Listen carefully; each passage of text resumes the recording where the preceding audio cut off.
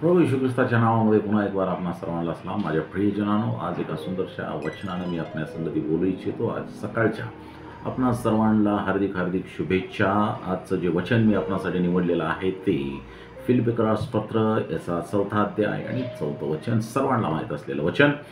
प्रभूमध्ये सर्वदा आनंद करा, पुन्हा म्हणेन आनंद करा. खूप सुंदर असं वचन आहे आणि या वचनाला जर तरुणाने मनपूर्वक घेतलं, वाचन करून जर ते मनपूर्वक घेतलं तर खूप चांगल्या प्रकारे होईल.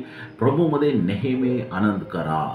जेव्हा गोष्टी किंवा परिस्थिती कठीण असते तेव्हाही तुम्ही आनंद मिळवू शकता, कारण देव चांगला आहे. गॉड इज गुड आणि तो त्याच्या लोकांसोबत विश्वासू सुद्धा आहे. म्हणून कठीण परिस्थिती असताना सुद्धा तुम्ही आनंद मिळवू शकता. परिस्थितीवर आधारित नाही, कोणताही आनंद परिस्थितीवर आधारित नाही, तर तो कोण आहे, देव कोण आहे यावर आधारित आहे. त्याच्या उपस्थितीवर आपले लक्ष केंद्रित करा आणि आनंद निवडा, आनंद मिळवा. वचन म्हणते, मी पुन्हा सांगेन, आनंद करा.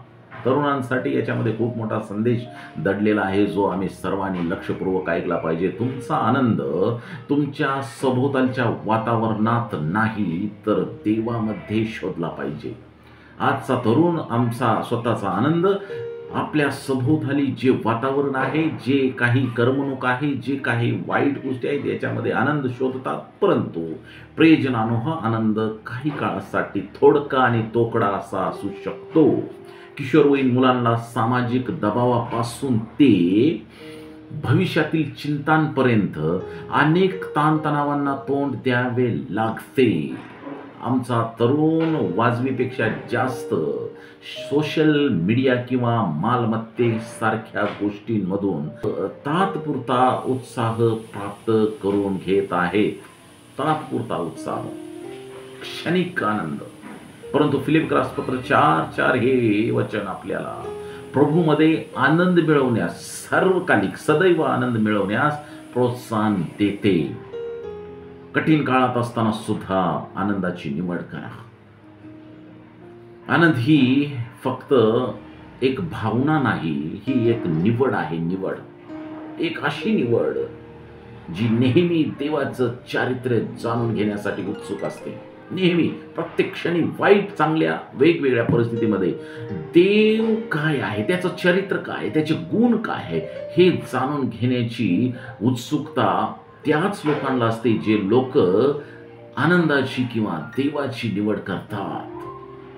आमची परिस्थिती कशीही असो, आमची निवड नेहमीच देवाबरोबर चांगले राहणे आणि देवा संगती विश्वासू राहणे, स्वतः इतरांच्या संगती चांगलं राहणे असली, याकडे आमची निवड असली पाहिजे.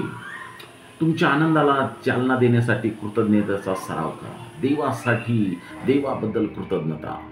ज्या गोष्टीसाठी तुम्ही कृतज्ञ आहात, काय, कारण की देवानं बऱ्याच गोष्टीद्वारे तुम्हाला आशीर्वादित केलेलं असतं. तुमचं जीवन आशीर्वादित असतं. तुम्ही जिवंत आहात, तुम्हाला श्वास चालू आहे, तुम्हाला कोणताही त्रास नाही, कोणत्याही अडचणीमधून तुम्ही जात नाही. या सर्व गोष्टीबद्दल तुम्ही रोज देवाप्रती कृतज्ञ असलं पाहिजे. आणि ज्या ज्या गोष्टीबद्दल तुम्ही कृतज्ञ आहात, देवानं तुम्हाला दिलेल्या प्रत्येक ज्या गोष्टीबद्दल तुम्ही कृतज्ञ आहात, त्या सर्व गोष्टींची तुम्ही यादी करा. त्या यादीकडे एकदा लक्ष पुरवा.